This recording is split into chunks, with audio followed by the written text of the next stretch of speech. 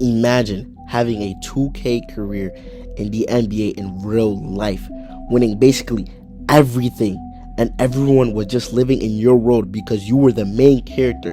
Everyone wanted to shoot the ball just like you and would rather take an open three despite them having a wide open lane to take a layup. Well, a young Stephen Curry was almost living a life just like this. It's time to take us back in time to the year 2015. Stephen Curry and the Warriors are coming off a championship win against LeBron and the Cavs. This was the beginning of the Warriors dynasty, but they were going to be in for a rude awakening later on in that season. If you like basketball videos like this, well, I make them, so make sure to subscribe for more and leave a comment down on what other videos you would like to see. Also, before we get started, I must let you guys know I'm not a big fan of the Warriors. This season for the Warriors was the best season for their entire franchise. It was also the best season in the NBA of all time. The Warriors did something that was not to be expected that season. They broke the Bulls record of 72-10 by one more win, which made them 73-9 that season. First team in NBA history to not touch double digits when it comes to losing. They completely shocked the world, but in reality, they were on track to breaking the Bulls record. Mind you, in 2014 to the 2015 NBA season, their record was 67-15, which was the best record for that season. The quote-unquote big three on the Warriors at the time were the Splash Bros. My bad, guys. The Splash Bros, which was Stephen Curry and Klay Thompson, and Draymond Green was the third of the big three. In the 2015 to 2016 season, Stephen Curry averaged 3.1 points per game, 6.7 assists per game, 5.4 rebounds per game, and 2.1 steals per game. He also had a field goal percentage of 50%. Klay Thompson averaged 22.1 points per game, 2.1 assists per game, 3.8 rebounds per game, and 0.8 steals per game, and his field goal percentage was 47%. Draymond Green was averaging 14 points per game, 7.4 assists per game, 9.5 rebounds per game, and 1.5 steals per game, and he had a field goal percentage of 49%. The whole team in general was playing phenomenal, and the other two stars, which was Harrison Barnes and Andre Iguodala, were playing the role great, with Harrison Barnes averaging 11.7 points per game and Andre Iguodala averaging 7 points per game. Mind you, Andre Iguodala was the Finals MVP for the 2015 NBA Finals. Everyone says that he only got it for guarding LeBron, and I don't mind people saying that because I totally believe that. Why should somebody get a Finals MVP just because they guard the best player? It should be the person who played the best in that series to win the Finals MVP, and I strongly believe Stephen Curry should have had that. Anyway, let's get back on track. That season, Stephen Curry was basically living the NBA dream, winning in games and later on getting the MVP. Oh my God, getting the MVP unanimously. The Splash Bros were on top of the world, and Curry single-handedly changed basketball just by his shooting abilities. Now, all Stephen Curry was missing was a championship and his best season and a Finals MVP. Although he did win his first championship the year before, him winning this season's championship would be the perfect season. Stephen and the Warriors cruised through the first series and the second series, which were the Rockets and the Trailblazers. They approached the Western Conference Finals, and the Thunders were the team to beat to reach the NBA Finals. They had to go against Kevin Durant, which was averaging 28.2 points per game, 5 assists per game, 8.2 rebounds per game, and 1.1 steals per game, and shooting 50% from the field that season. And a Russell Westbrook that was averaging 23.5 points per game, 10.4 assists per game, 7.8 rebounds per game, and 2.0 steals per game, and was shooting 45% from the field. Game 1 was a close game, but OKC won. Game 2, the Warriors clapped back and tied the series. Game 3, OKC took over. KD had 33 points and Westbrook had 30 points with 12 assists. Game 4, the Thunder also took over. It was looking like it was over for the Warriors. Then Game 5 approached us. KD had 40 points and Russell had 31 points, despite the Warriors still holding on and the win, with Curry having 31 points and Klay having 27 points. The fight is not over yet, and the Warriors pulled it off even though it was a close game. The Warriors forced it all the way to Game 7. KD had 27 points and Russell had 19 points, but that was not enough, and the Warriors pulled off a 3-1 comeback in the series, with Curry having 36 points that game and Klay having 21 points. Wow, the Warriors just did something crazy to pull it off, to making it to the finals.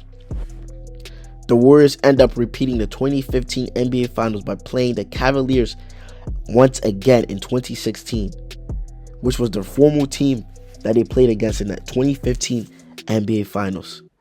The Cavaliers were the best team in the Eastern Conference, which featured a big three, which was LeBron James, who was averaging 25.3 points per game, 6.8 assists per game, 7.4 rebounds per game, 1.4 steals per game, and had a field goal percentage of 52%.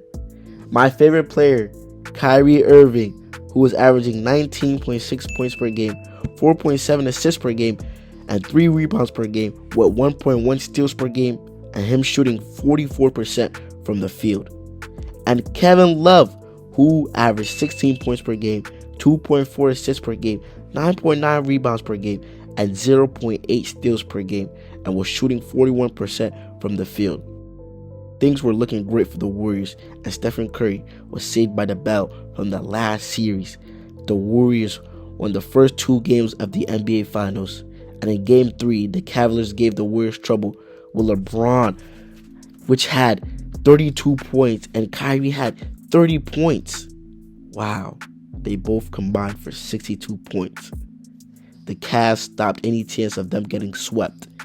Game 4 was upon us. The Warriors took over, with Curry having 38 points and Klay having 25 points. The Splash Bros were really putting 2K numbers in the NBA Finals. The Warriors were 1 game away from winning the series and the finals. Game 5 was upon us too, and the game was good, like really, really good. Klay took over for the Warriors with 37 points, and Curry had 25 points.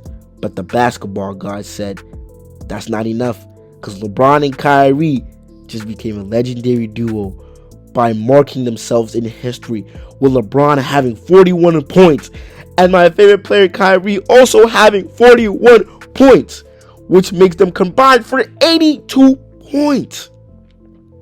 They combined it for 82 points. Come on now. They really combined it for 82. They scored over 50% of the Cavaliers' shots.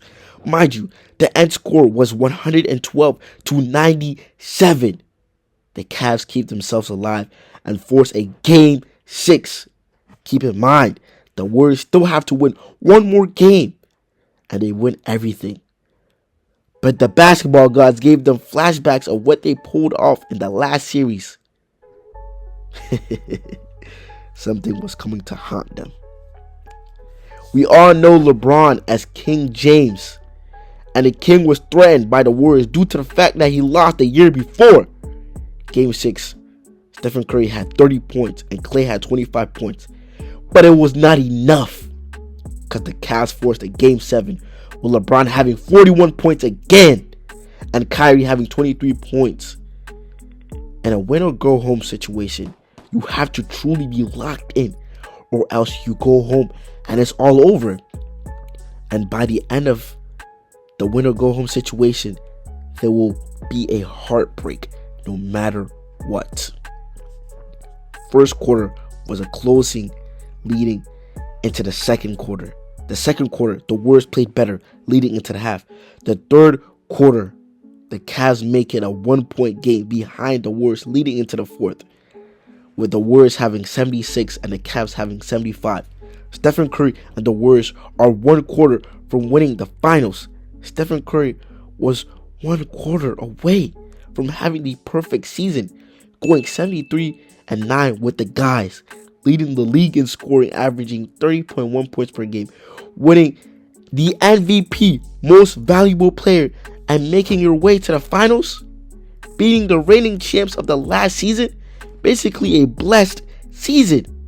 But it was too much to add the finals on top, because in the fourth quarter, LeBron had a block that changed everything. Play the clip. Iguodala to Curry, back to Iguodala, up for the layup. Oh, blocked by James. LeBron James with the rejection. Great pass by Curry, running hard by Iguodala, and superhuman defensive recovery by LeBron James. Wow! King James has done it again. Hold on. Hold on. Is that Kyrie? Kyrie! They get exactly what they want. Everybody out of my way. It's time to dance. Gets them one-on-one, lulls them to sleep, forces a late contest. That's a big time. Let's not forget, game was tied 89-89. Stephen Curry was guarding Kyrie. All they needed was a stop, and Steph had to be the man to take the stop. I'll just play the clip. My favorite player, Kyrie, hits the shot. He hit the shot. Oh my God. And after Kyrie hits the shot, my basketball dream was alive. I wanted to become a basketball player. I wanted to be in the NBA. But hey, it didn't turn out like that for me. But that was a beautiful, beautiful shot to watch. And the Cavaliers end up winning the NBA Finals. Stephen Curry's blessed season ran out of blessings. I guess you can say they got karma for what they pulled off against OKC and them letting the Cavs become the first team in NBA history to come from a 3-1 deficit in the NBA Finals. Stephen Curry could have had it all in one season. So you tell me if this was a disappointing year or a great year for Stephen Curry. For those who likes this video, comment your thoughts down below, and don't forget to subscribe.